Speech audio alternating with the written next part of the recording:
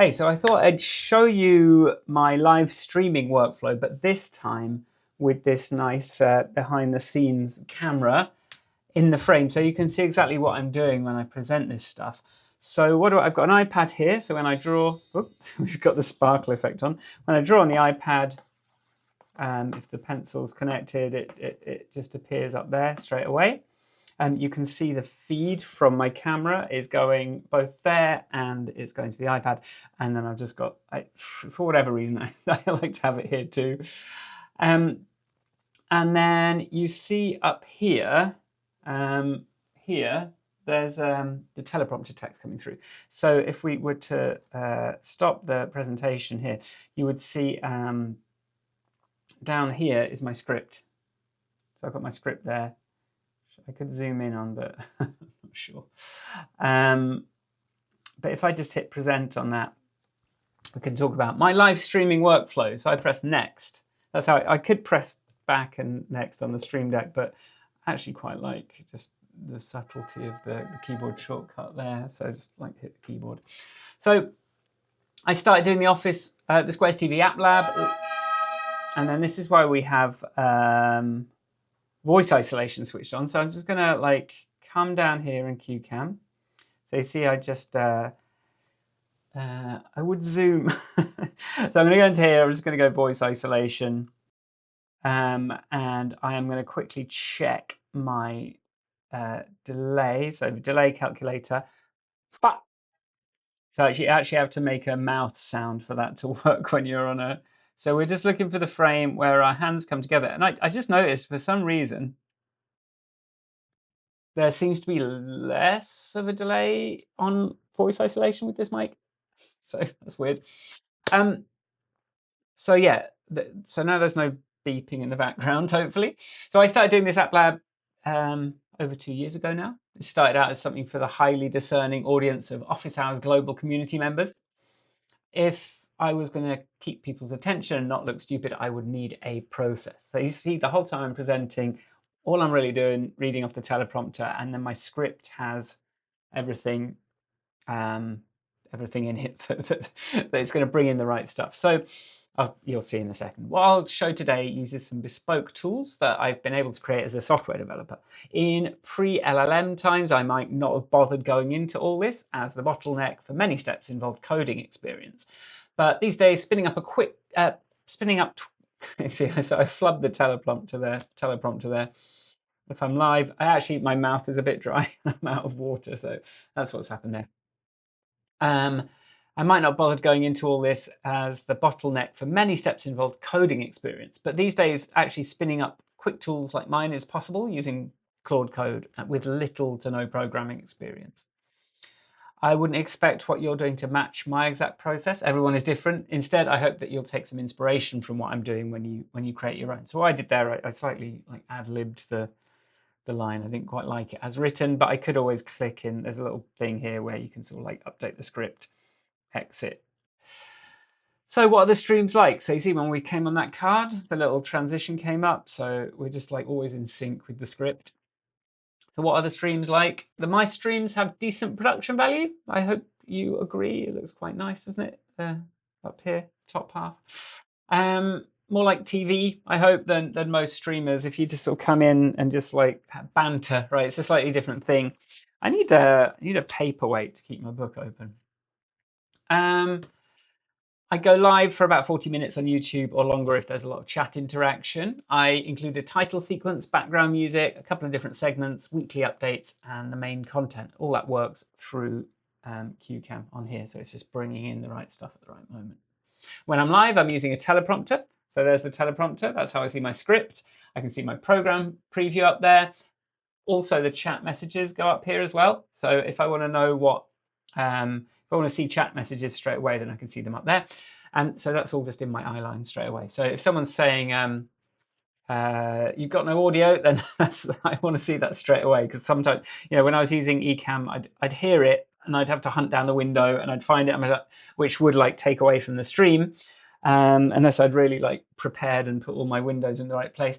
But this way, it's just automatically in the right place, and I can instantly assess if we've got a problem. So I've got an email that I send to my mailing list with a link to the live stream and a blog post about the week's subject. And here's what I do to prepare each week. So I make a blog post, I create a thumbnail, schedule a live stream, send an email, turn the blog post into a QCam script, set up my mic, camera, and lights. You know, I might show you here is if we come out of the script, what we could do is just I make a blog post. I'm just going to turn these into bullets, right? So blog post, create a thumbnail, schedule a live stream. So we'll put this, I'm going to just put this over on the left. Send an email, turn the blog post into a QCam script. So you see, I'm just, because this is all text based, I can just like put stars in, set up my mic, camera. Should we do that as a mic, camera, and lights? So now we've got all that. This feels a little bit chunky, doesn't it? So I might just like adjust the design to have a little bit less spacing. So that's a bit tighter, but I might actually add a bit of padding on the side, size 60 maybe. Oh, that doesn't. Right. So now when I press play here, so now I can say, here's what I do to prepare each week. I make a blog post, a thumbnail, I schedule a live stream, I send an email, I turn the blog post into a script, I set up my mic and my camera and my lights. So I like to start from a blog post because this means I have a new tutorial on my site and the content is available in text form as well as video. So I'm pretty sure this has helped the LLMs absorb and recommend my content, so it's not just for SEO these days. I have a Coder doc where I edit all of my content for the website. I like this approach because it's a good WYSIWYG template. So if we go like, if I go to my QCam Presenter user guide, I'm just going to load this here. Now you won't be able to see it very clearly, but basically I have pages set up on here. So for this particular one, I think my live streaming workflow literally exists as a blog. I'm editing it here, got pictures in there, got some little tables, all the stuff that's coming through in the stream comes through, it is sort of as a document on the website. And yeah, on the website that looks like QCam Presenter / I mean, I could just share, why don't I just share this window? So that's, I can just come over to the share bar here, click that, go pick app, and we can go over to share application windows. And now I'm sharing that application window. I might, I can zoom in a little bit from the iPad. No, there's a bug on the video pencil on the iPad at the moment in the dev version. So sometimes you've got to like take stuff with the awareness that I'm sort of working on it, but you know, we're always trying. I'm always improving it. I should have just shared the window. That would have been a bit easier. So you see now we're sharing that. I should be picture in picture, but I guess that has to be set up on the card. Okay, so we've got. I've shared the screen, so now you can see. You can see all my see the blog post. All the stuff, all the pictures that I've pasted in. And then if we go to qcampresenter.com/docs, we can see that that is all synced to the website. And this particular one is here, live streaming. So this is my live streaming workflow. So you see it's got the video that I did, and then it's all through there as text. We can see everything just in text form. It's also in the QCam menu as well. You can find it there. So if I just press next in this window now. So because Coder is a bit weird, I have actually had to make a little Coder extension which adds this convert to image tag because it doesn't come through on the API. Oh, it's a baby. Look, okay. Sorry, Harvey. I'm just in the middle of recording, so I'm just gonna take you out and close the door for now. But it was nice to see you.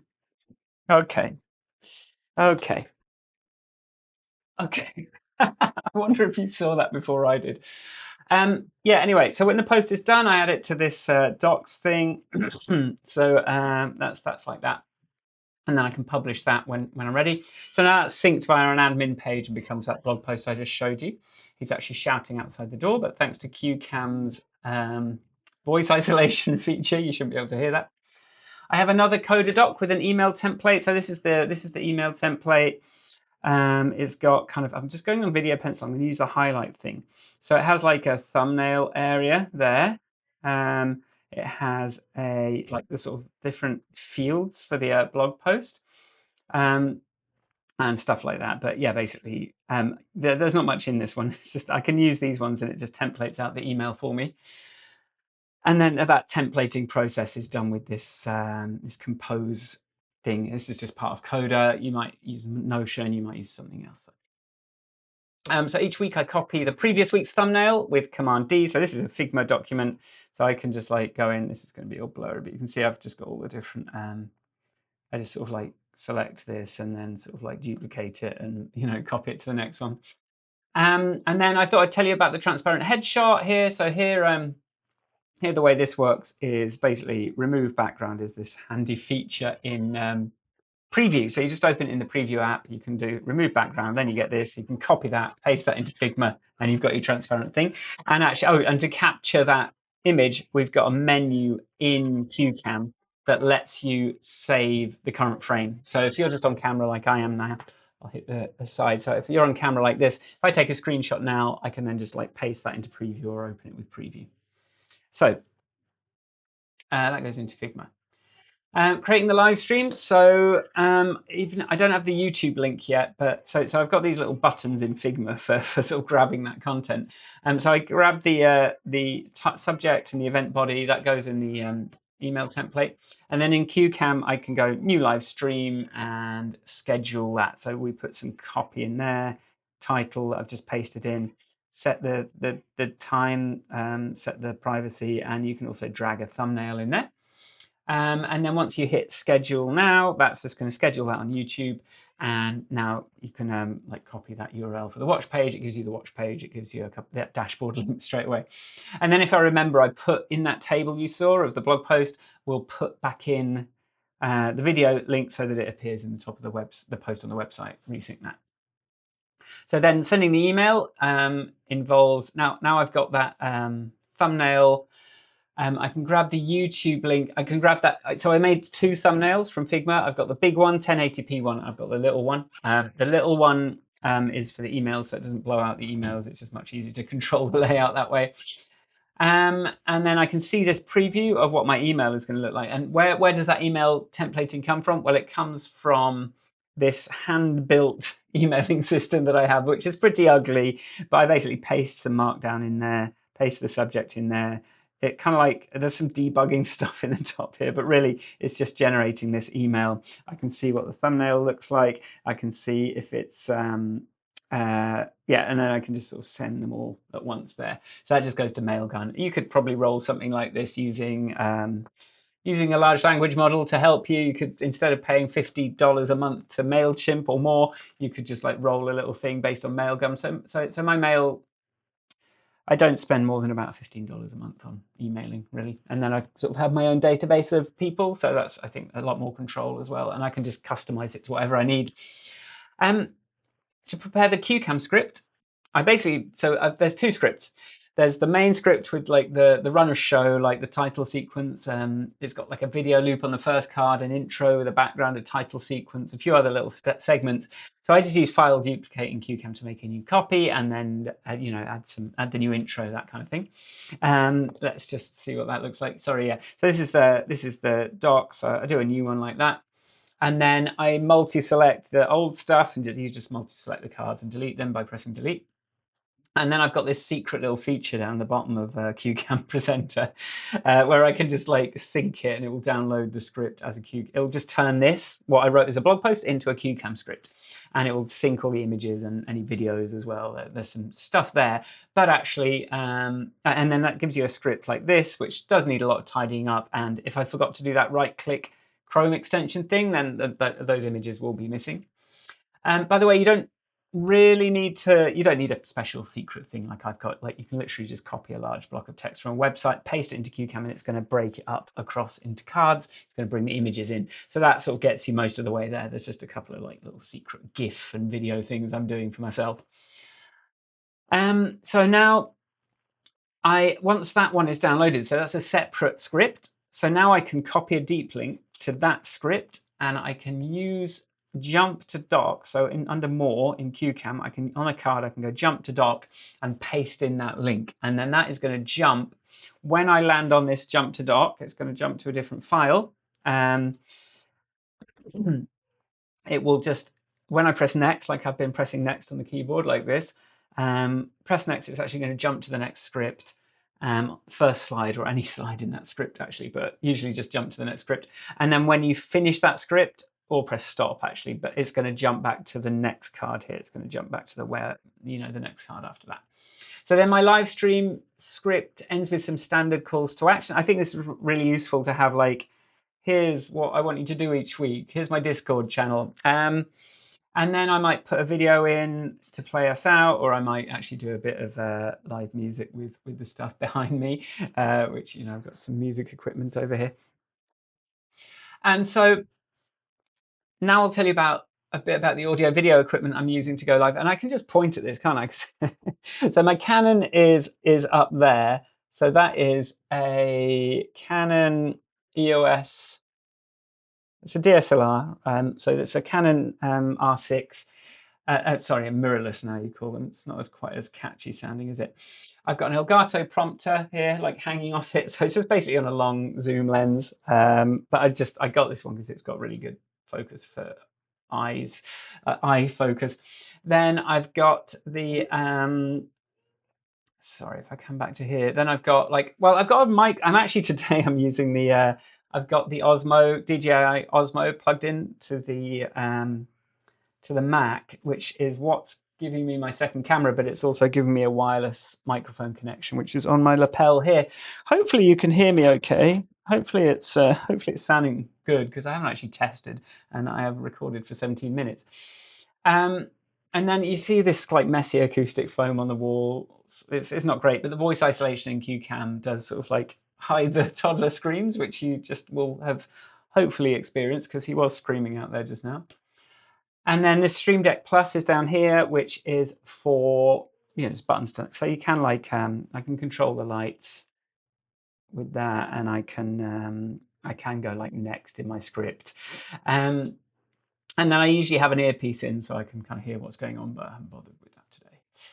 And so now we've got the Go Live checklist. I have a shortcut here that sits here that turns on my HomeKit light. So if I press it now, what you're going to see is it's going to turn off the lights, going to turn off the background light, so it toggles it.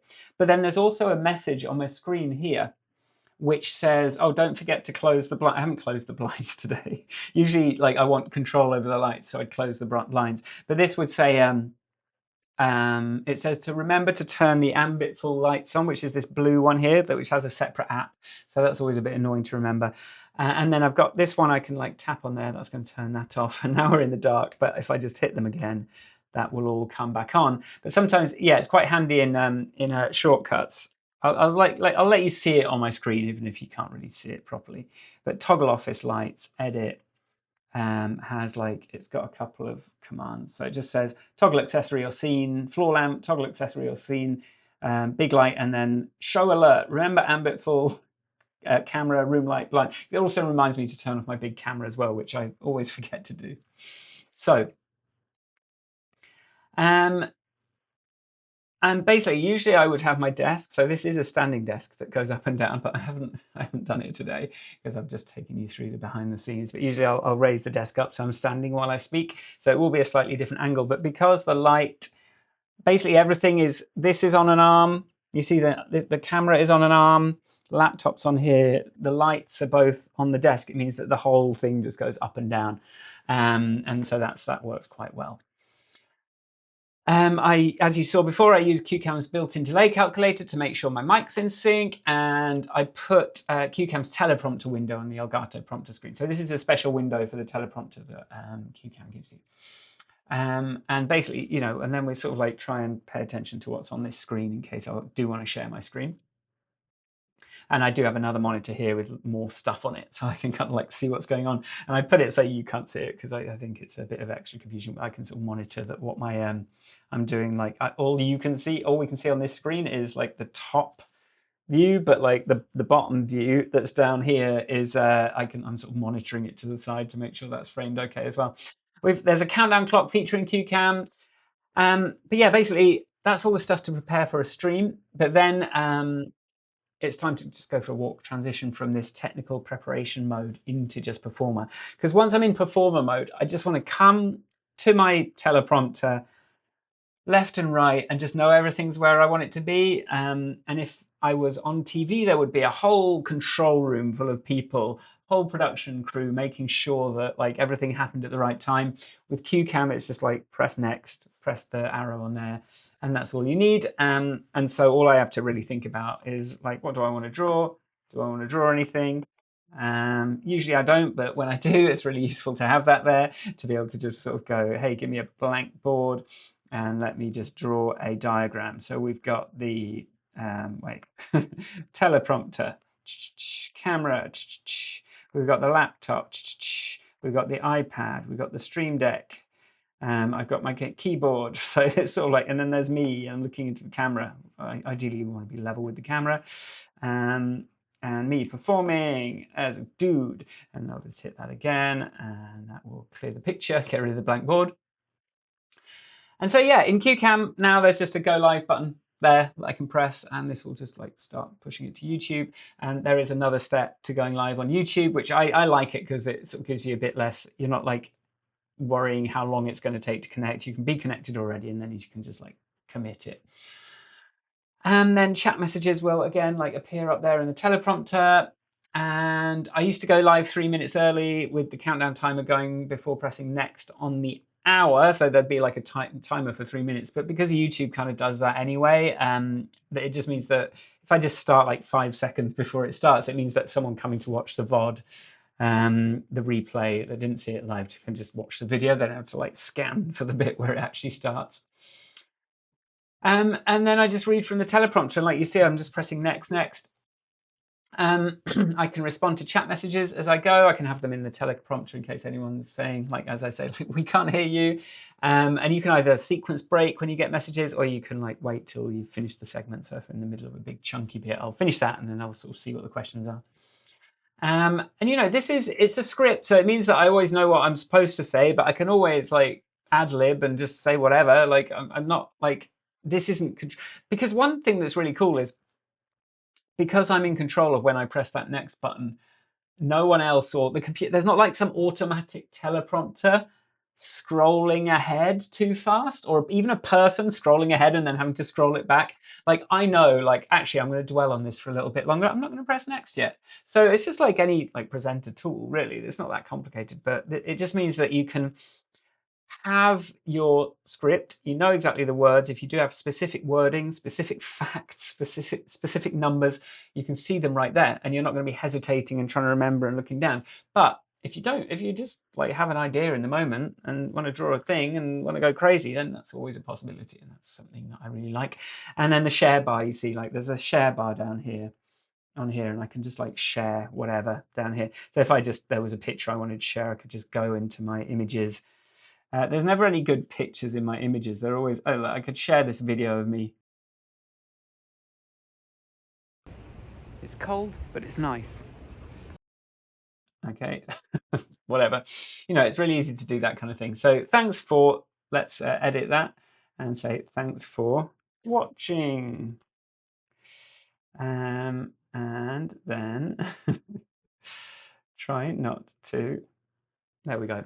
Thanks for watching. Anyway, this was just kind of a test of my behind the scenes mode as much as it was a demo of like how I'm doing things. I think you probably will find this quite useful if you're doing anything like this. So thanks for watching. Bye.